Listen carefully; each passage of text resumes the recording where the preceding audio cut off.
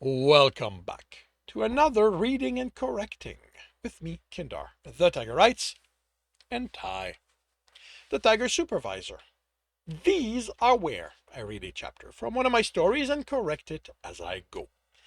If you want to listen to these live, it's every Tuesday morning, 8 a.m. Eastern Time on Twitch and YouTube. And if you are looking to support me, that is on my Patreon. Today we are doing chapter 33 of Stepping Wild. You're back? Mirka sounded surprised. I said I'd return. They snorted. Tibs undressed. The leather smith had handed him a leather jerkin and shirt the day before, made of leftovers from her other works, since he'd said he wouldn't care. They would offer no protection against the dungeon creature, so he decided to do the run nude and spare himself having to explain more destroyed clothing while being barely injured. And clothing was one of the more common loot in the cache. He'd made his dungeon attire out of those. He'd make, not made, make. He'd make his dungeon attire out of those. He removed his bracers and placed them on the shelf by the entrance. You aren't wearing the armor? Furman asked. I'll take what I find in the cache. He took the sword and shield. You know I don't control what they'll contain. You won't control, he corrected, but that's fine. But it's fine. I know what to expect from your creatures now. Something's rather confident, Mirko said smugly. He shrugged. I won all our fights. He stepped into the tile room that marked the start of the maze. Only because you cheated. He smirked and set about reaching the boss room. Tibs deflected the snake's headbutt, which still staggered him back. He leaped over the other head, and as it snapped at his legs, cutting it off before landing, he watched the remaining head, ready for the coming essence attack. Come on, he muttered in exasperation, as he sensed the corruption essence rising along the snake's body. Think, Mirka. The essence paused, and the snake's surprised expression looked oddly out of place on such a bestial face. What do you mean? Think. You think you're smarter than I am? He didn't answer that question. Okay,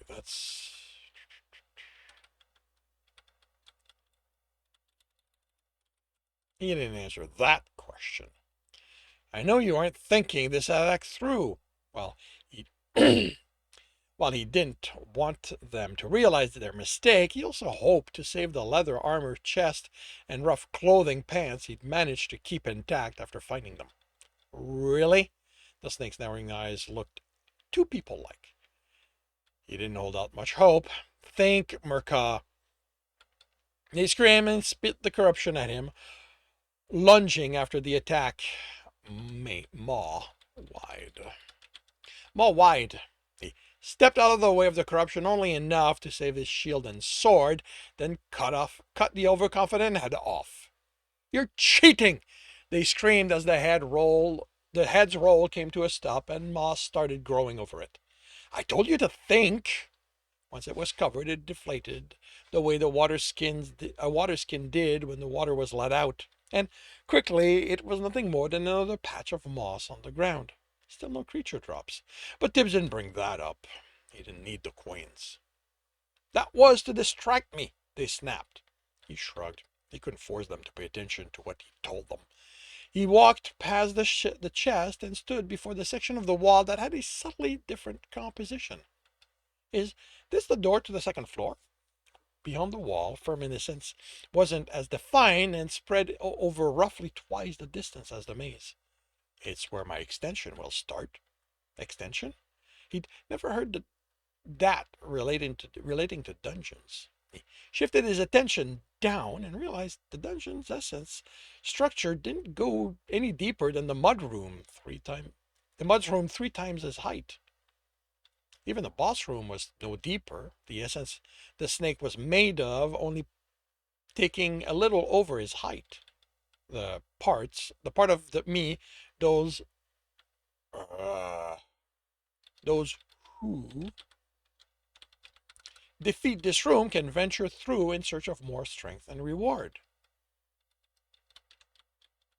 Why aren't you putting that under the floor?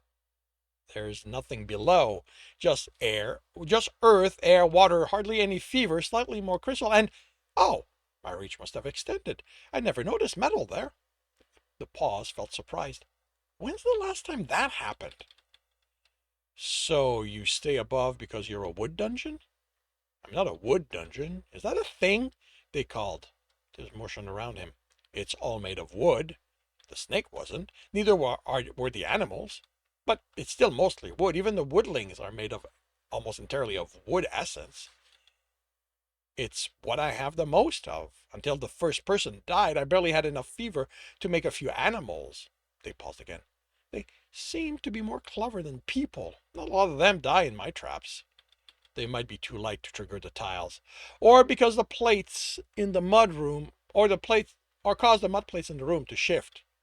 My point is, that I'm not a anything dungeon, if that's even a thing. I am me. I use what I have access to. But there's a lot more earth under you than wood around you. But pillars of earth are going to be ugly among the trees. But they make sense for a floor under you. And how do you expect trees to survive there?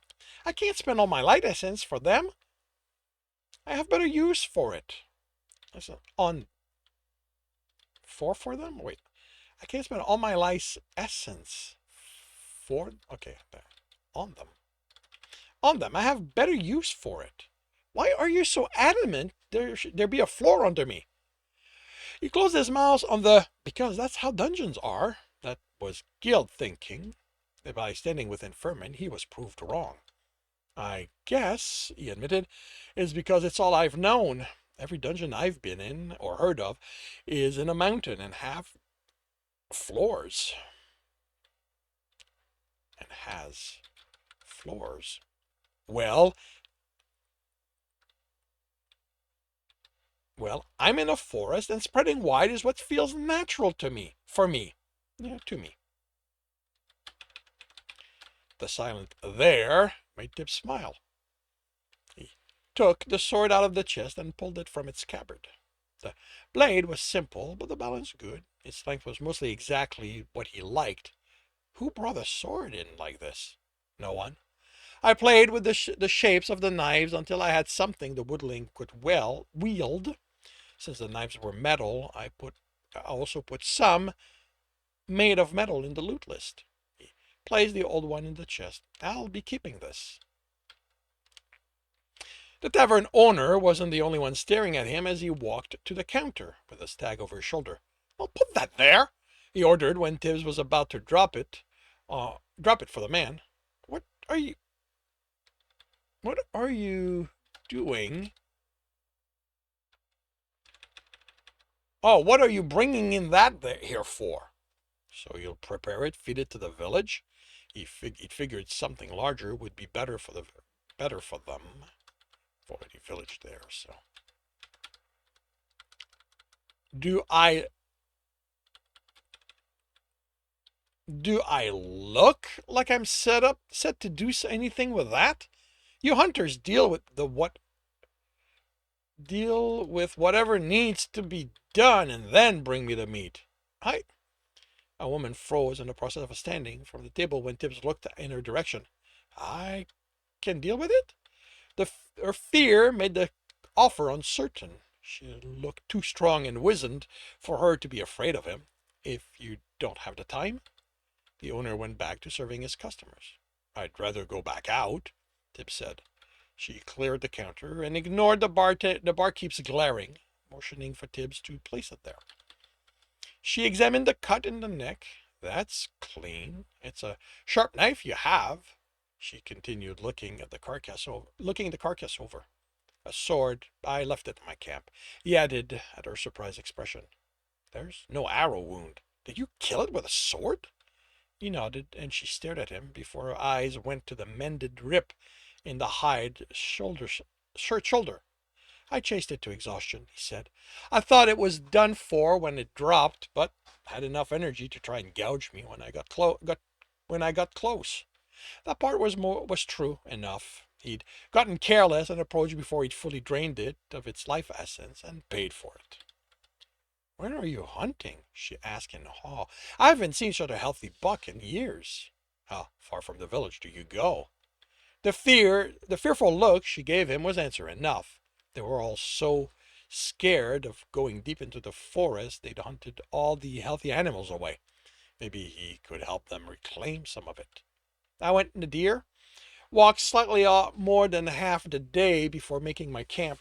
That was in the opposite direction from Fearman. They should be safe, other than the dangerous animals that populated the forest. I saw signs there's a bear and some large cats, so be careful of those. That would put them at the ready for the larger animal he'd sense. Nadir? A man at the closest table asked, eyeing him suspiciously. Kinda odd. The guard said he watched you head zenith bound when you left the road. I started in that direction, he confirmed. Nadir from there would keep me too close to the village and the farms. I did a circuit, Sunset Ward, then headed Nadir. I figured I'll continue Sunrise in a few days. The suspicion didn't leave the man's face. Can you take me there? I'd love to see such a good hunting grounds. The man's lack of subtlety was amusing. Tibs chuckled. When I leave the village is because I'm done dealing with people.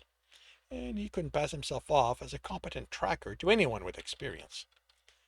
We can go now. You're back, so you must be fine. I'm back, Tibs hardened his tone, because I figured the village would enjoy this buck, not because I felt like seeing people again. The woman spoke before the man could reply. Are you sure it's safe to hunt there? He shrugged. No forest is entirely safe, but I didn't come across anything I couldn't explain, he added, figuring it was the actual question, and to silence the man. What do you want in exchange? I promised the hide to the leathersmith. If you can get them to her, she's making me clothing as payment. That's all? She looked the carcass over. He ran a hand through his growing beard. Does anyone have an obsidian knife? She stared at him. What's obsidian? A crystal-like stone. If she had to ask, he'd have to make do without. He looked at his reflection in the sheet of water he kept up before him, and took a fistful of his beard. He hoped this worked, because the only other way he could think of was fire, and he knew from experience fire was too hungry for hair to be used safely. What are you doing? Furman asked as Tibs molded a purity essence into a line. Molded the purity essence into a line. I've been capitalizing this. I don't even remember if I should. It's just an etching would be better, but he never worked on one that made use of the element's destructive property. Shaving? He paused. Do you know what obsidian is? No. Can you check if Mirka does? Mirka will not be interested in answering any question from you. He nodded and brought up the line between his fingers and chin. The issue wasn't simply to remove the excess hair, but having the end result look intentional. Trimming his own beard was harder than shaving it off, and was one reason he didn't keep a beard. But in this case, he'd have to endure the pain of raw purity ripping the essence away from his face at the same time as the hair. And it was slow. Unlike fire, purity didn't hurry. He'd never asked the clerics why that was, but expected the answer would be something to the effect of, work well done can't be done fast. Why don't you just let it fall? Furman asked. They don't need help for that. But I can't control when they fall. Then why let it grow? The line was too straight. It was like swinging a sword at a piece of lumber in an attempt to make it look like a person posing. Not something accomplished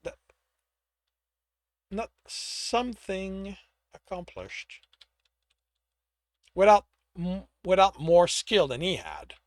The best he'd manage was to end up looking like a villain in a bard's song. I don't control that. People don't. But you have all those elements. But not fever. From what I've learned is the one element I need to control my body. Then get it. He shuddered at the memory and still his hand. It's not that easy. You gained one here easily enough because you tried to kill me. I hadn't planned on it. An audience needs specific circumstances. And a dungeon killing you is one of them? This cut made a sharp angle where it met the previous one. Any sharper, and someone might cut themselves running a hand through his beard. That's the last way I'd want it to happen. He could cut through that, but then all he'd do was make his beard look like a faceted gem. Nearly killing triggered an extreme emotion, which is one of the needed component. Then you lied to me. What?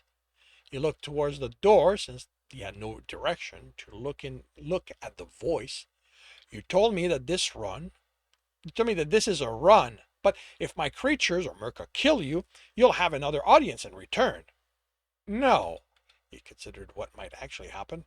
I might have an audience, but Wood gave me a boon so I could survive what you'd done. I don't think I'll get a second one. I think she did it specifically because it happened while I wasn't trying to have an audience. It was a chance to continue my journey after all. I expect she wants me to see to my own growth. I guess I have no choice but to wait and see what happens when you die. Tibs smirked. If I die. The thunk sounded as Tibs stepped forward, and I only realized he'd stepped back when the pain erupted along his arm instead of the wall of spears ripping him apart. When he could think through the pain, he cursed himself for Omega level inattentiveness. He used a pair of pants he'd taken from the cache to stench a flow of blood. So much for having a spare set when the already damaged one became unwearable.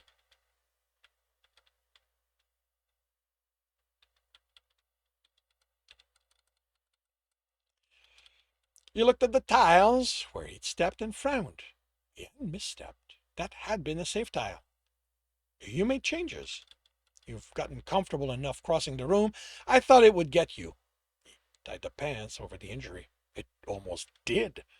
The pain subsided into numbness. His shield arm was out of the run. Was out for the rest of this run. He crouched, looking over the floor.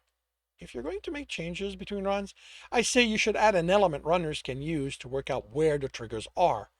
They are going to exhaust themselves before they encounter creatures, having to test each one each time.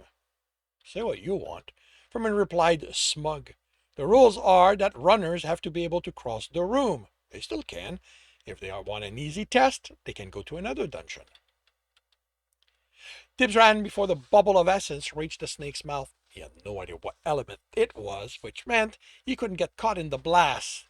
He stopped and changed direction as the met crystal shards left the mouth and shattered on the wall where he would have been.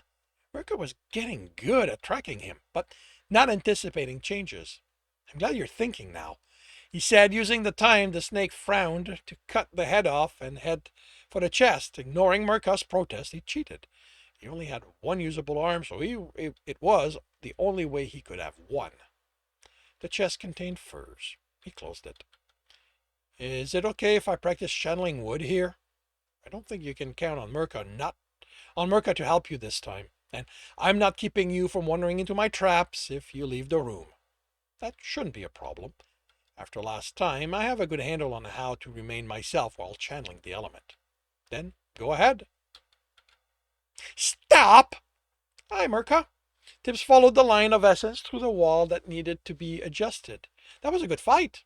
He'd asked Furman why they'd let this deteriorate, but the dungeon hadn't answered. He had ignored him, since the dungeon wasn't so vast, yet they could move someplace and not hear him.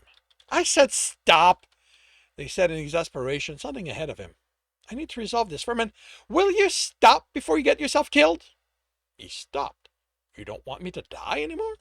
Yes, but not in a trap, which you're about to walk into. He looked around. He didn't know where in the maze he was.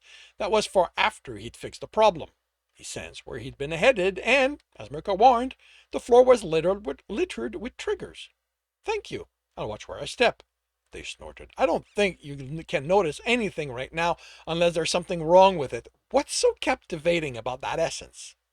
Why is Furman letting it degrade like that? They usually seem too careful to let something like this happen. Furman is working on the expansion, and only the minimum needed to working on the expansion only keeps the minimum needed to maintain this one is. What am I doing? You're the one who owes me answers. What question do you want me to answer? This was more immediate than the wall. What was that thing about me thinking? You weren't just distracting me, were you? I was simply pleased that you were finally paying attention to the right element to use against me. What are you talking about? You use crystal. Yes. They sounded unsure. Didn't you use it because you realized it was one of the elements that could hurt me? It was the next element I hadn't tried against you. Oh. He overcame the disappointment. This was an opportunity to help them grow. You need to pay attention. You can sense the elements I have, right? Yes. And didn't you notice that anytime you use one of them against me, they didn't hurt me? No, you were, I wasn't cheating. Furman said so. I didn't do anything. It's just that, it's just something that comes with me having having that element. That's not true. You cut yourself on the thicket, and the spears rip your arms open. You need to pay attention, Mirka. I said how if I gain an element in a dungeon, I don't gain the immunity. It's breaking the rules or something. So, they trailed off. I have to use wood to kill you, or an element you don't have. Or one I gained in a dungeon. Which ones are those? Tibs smiled, proud of their attempt. I think you can figure out ways of working that out. When Mirka didn't reply, Tibs returned his attention to the wall. The trees shouldn't be hampered by Furman's attention at being elsewhere, or their need for more essence. You're just telling me that because wood is changing how you think, aren't you? They asked. They ask as Tibs moved to the next one. He raised their voice again. Yes. I was counting on me urging you to help you work it out with this fight. I thought you had. You don't think much of me, do you? Tibbs was puzzled by the question and the defeated tone. I think a great deal of you, Mirka. You helped Furman with a lot of what they had to learn to become the dungeon they are. I just think you still have a lot of growing to do when it comes to fights, and I'm sorry if I've made you feel like you should be smarter. Ganny is the other helper. Ganny is the only other helper I've known, and it left me with expectations. But let me tell you, there is no way she'd be able to fight like you. Fine, they said, sounding exasperated. If you ever bring this up, I'm going to convince Furman to spare you with all the wood essence he has. Why do you sound angry? Oh, and I'm the dumb one. I never said that. I know, they sighed. Tell me why you're alone. You don't need to hear that. He pushed the suggestion brought up aside and focused on what mattered. You want me to be better, don't you? Mirko asked, distracting him from the essence. I need to know what happened to you for that. He swallowed the pain. I don't, but if it helped them, I put my obsession before my friends. How did you do that? Please, he whispered, his eyes stung. Why would you do that? This pain couldn't be worth helping them. He pushed it down before. I won't be able to grow without knowing that. He needed to put their needs before it. He didn't matter. His pain didn't matter. What he'd done to his friend didn't matter. Only he swallowed the anguish, but hung on that sense. His friends mattered. They were a part of him. Some things more important than his memories of them. Some things were more important than his memories of them, but they would always matter.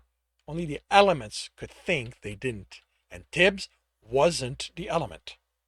You played a dangerous game, Mirka, he whispered. They snorted.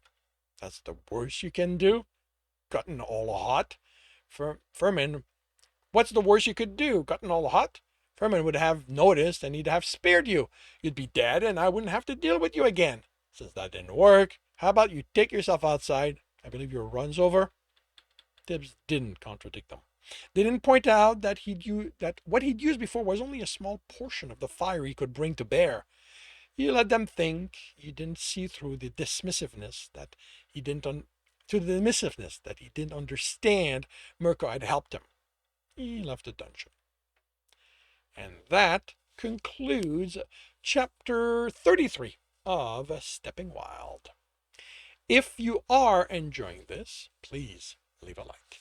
If you want to know when the next chapter will be up, subscribe and hit the bell. If you want to read this story, it is up on Royal Road for free. If you want to support me and read ahead of Royal Road by, I don't know, at least a dozen chapters, possibly more at this point, that is on Ream Story. And if you are looking to listen to these live, it's every Tuesday morning, 8 a.m. Eastern Time on Twitch and YouTube. Links are in the notes, and with that, I shall wish you a good day.